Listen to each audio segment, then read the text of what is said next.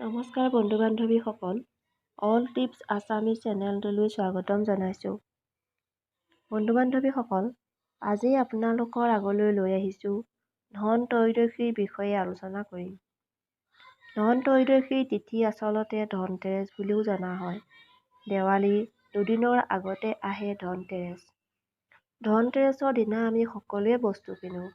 অহা 25 অক্টোবৰ দিনা ধন ত্ৰয়োদশীৰ দিন। কিন্তু জানেনে কি বস্তু কিনিলে লাভ হয় আৰু অতি শুভ হয় আৰু কিয় কিনিব লাগে, সেই সকলো বিষয়ে আজি আলোচনা কৰিম। আহক বন্ধুসকল, ভিডিঅ'টো আৰম্ভ কৰোঁ। ধনতেৰছৰ দিনা বস্তু কিনা পৰম্পৰা। সেইদিনা বাচন কিনা অতি শুভ মনা হয়।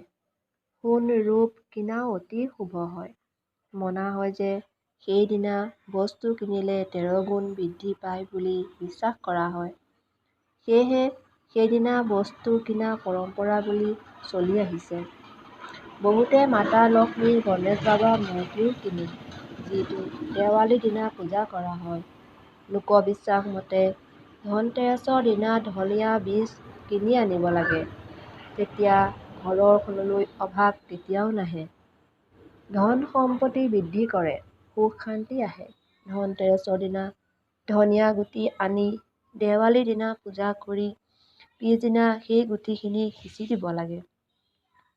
আজিকালি গাড়ী, মটৰ চাইকেল, ফ্ৰিজ, মিক্সি, ঘৰৰ আৱশ্যক সামগ্ৰীসমূহ কিনি আনে।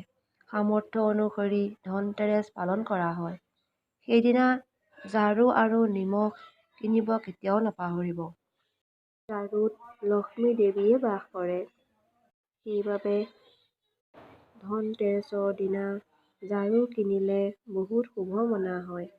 ঝাৰু, নিমখ আৰু ধনিয়া সোণ ৰূপতকৈ বেছি মূল্যৱান। বাচন-বৰ্তন কিনিলে কাঁহ, পিতল আৰু তামৰ বাচন কিনিব বহুত শুভ মনা হয়। তাম আৰু পিতলৰ বস্তু কিনিলে অভাৱে দেখা নিদিয়ে। ধনতেৰছৰ দিনা কিবা এটা হ'লেও সামগ্ৰী কিনিব বহুত শুভ মনা হয়। ধনতেৰছৰ দিনা কুবেৰৰ মূৰ্তি বা ফটো কিনি আনিব লাগে। এনে কৰিলে ধনৰ অভাৱ নহয় বুলি ক'ব পাৰি। ধনতেৰছৰ দিনা মৃত্যু দেৱতা যমৰজাৰ পূজা কৰা হয়। বছৰৰ ভিতৰত এই দিনটোতে যমৰজাৰ পূজা কৰা হয়। এই দিনটোত যমৰজাৰ নামত এগছি বন্তি লগালে ঘৰৰ সকলোৰে সুস্বাস্থ্য আৰু দীৰ্ঘায়ু প্ৰাপ্ত হয়। আজিলৈ ইমানেই। যদি মোৰ ভিডিঅ'টো ভাল লাগিলে লাইক আৰু শ্বেয়াৰ কৰিব। নতুন ভিডিঅ'ৰ ন'টিফিকেশ্যন পাবৰ বাবে মোৰ চেনেলটো ছাবস্ক্ৰাইব কৰিব।